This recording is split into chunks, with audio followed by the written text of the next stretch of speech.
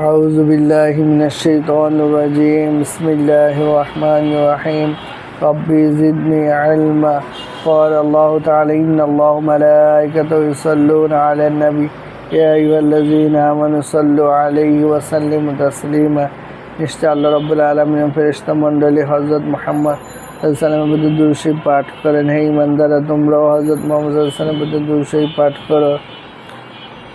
দুরূদ শরীফ পাঠ করলে 30টি ফজিলত পাওয়া যায়, রহমত, বরকত, মাগফিরাত পাওয়া যায়। সকলে মিলে দুরূদ ইব্রাহিম পড়ে আল্লাহুম্মা সাল্লি আলা মুহাম্মাদ ওয়া আলা আলি মুহাম্মাদ কামা সাল্লাইতা আলা ইব্রাহিম ওয়া আলা আলি ইব্রাহিম ইন্নাকা হামিদুম মাজিদ। আল্লাহুম্মা বারিক আলা মুহাম্মাদ ওয়া আলা আলি মুহাম্মাদ বারাকতা আলা ইব্রাহিম ওয়া আলা আলি ইব্রাহিম ইন্নাকা হামিদুম মাজিদ। আজকে আলোচনার বিষয় হচ্ছে সূরা ইখলাসের তাফসীর। সূরা ইখলাস মক্কায় নাজিল হয়। আয়াত 4 রুকু 1। বিসমিল্লাহির রহমানির রহিম। কুল হুয়াল্লাহু আহাদ। হে মুহাম্মদ সাল্লাল্লাহু আলাইহি ওয়াসাল্লাম, আপনি বলে দিন আল্লাহ এক, আল্লাহুস সামাদ, আল্লাহ কারো মুখাপেক্ষী নন। লাম ইয়ালিদ ওয়া লাম ইউলাদ, তিনি কাউকে জন্ম দেননি আর তিনি জন্মপ্রাপ্ত নন। ওয়া লাম ইয়াকুল লাহু কুফুয়ান আহাদ,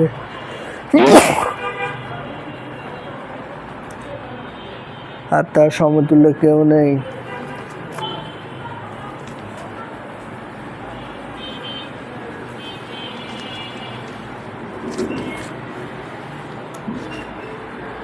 Say he is Allah, the one, Allah, the eternal, absolute.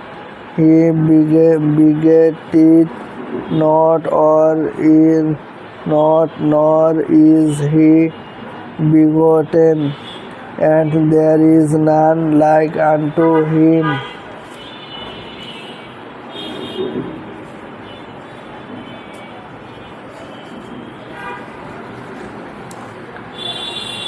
সূরা ফাতিহার আনুষঙ্গিক জ্ঞাতব্য বিষয়। সূরা ফাতিহার শানে নজুল। তিরমিজি ও হাকিম প্রমুখ রিওয়ায়াতে আছে, মুশরিকরা রাসূল সাল্লামকে আল্লাহ তাআলার বংশ পরিচয় জিজ্ঞাসা করেছিল, যার জবাবে এই সূরা নাজিল হয়। অন্য এক রিওয়ায়াতে আছে যে মদিনার ইহুদিরা এই প্রশ্ন করেছিল। এ কারণে জাহাক রাহমাতুল্লাহ আলাইহি প্রমুখ তাফসীরবিদ মতে সূরাটি মদিনা অবতীর্ণ হয়। কুরতুবী কোন রিওয়ায়াতে আছে যে মুশরিকরা আরও প্রশ্ন করেছিল, আল্লাহ তাআলা কিসের তৈরি, স্বর্ণ, রৌপ্য অথবা অন্য কিছুর? জবাবে সূরাটি অবতীর্ণ হয়। সূরার ফজিলত হযরত আনাস রাদিয়াল্লাহু থেকে বর্ণিত আছে। জনৈক ব্যক্তি রাসূল সাল্লাল্লাহু আলাইহি ওয়াসাল্লামের কাছে আরজ করল, আমি এই সূরাটি খুব ভালোবাসি। তিনি বললেন, এর ভালোবাসা তোমাকে জান্নাতে দাখিল করবে। ইবনে কাসির। হযরত আবু হুরায়রা রাদিয়াল্লাহু বর্ণনা করেন, একবার রাসূল সাল্লাল্লাহু আলাইহি ওয়াসাল্লাম বলেন, তোমরা সর্বদাই একত্র হয়ে যাও, আমি তোমাদেরকে কোরআনের 1/3 শোনাবো। অথবা যাদের পক্ষে সম্ভব ছিল তারা একত্রিত হয়ে গেল। তিনি আগমন করলেন, সূরা ইখলাস পাঠ করে শোনালেন। তিনি আরও বলেন, এই সূরাটি কোরআনের 1/3 সমান। সহিহ মুসলিম, সহিহ তিরমিজি, সুনানে আবু দাউদ, সুনানে তিরমিজি, সুনানে নাসাই।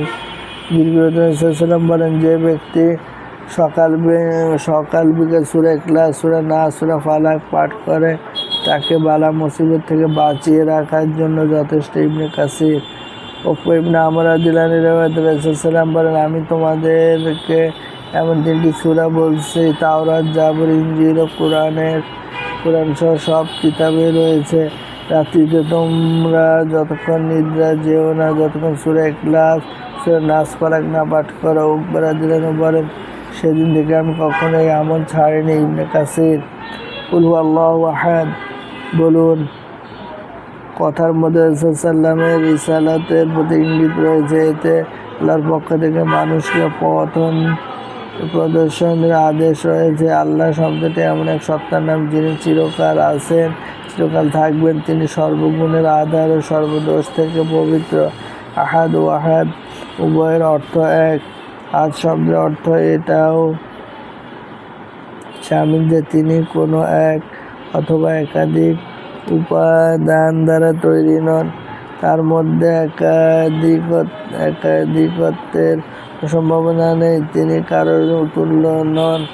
এটা তাদের সেই প্রশ্নের জবাব যাতে বলা হয়েছিল আল্লাহ কিসের তৈরি। এই সংক্ষিপ্ত বাক্যে সত্তা ও গুণাবলী সম্পর্কিত সকল আলোচনা এসে গেছে।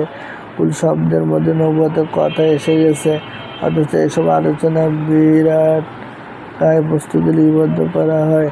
আল্লাহুস সমাদ, সমাদ শব্দের অর্থ সম্পর্কে তাফসীরবিদগণ অনেক উক্তি তিবরানীর উক্তি উদ্ধৃত করে বলেন, এগুলো সবই নির্ভুল, এতে আমাদের পালনকর্তার গুণাবলী ব্যক্ত হয়েছে। কিন্তু সমাদের আসল অর্থ সেই সত্তা যার কাছে মানুষ আপন অভাব ও প্রয়োজন পেশ করে, যার সমান মহান কেউ নয়। এটা এই যে সবাই তার মুখাপেক্ষী, কারো মুখাপেক্ষী নেই। ইবনে কাসির, লাম ইয়ালিদ ওয়া লাম ইউলাদ, যারা আল্লাহর বংশ পরিচয় জিজ্ঞেস করেছিল, এটা তাদের জবাব।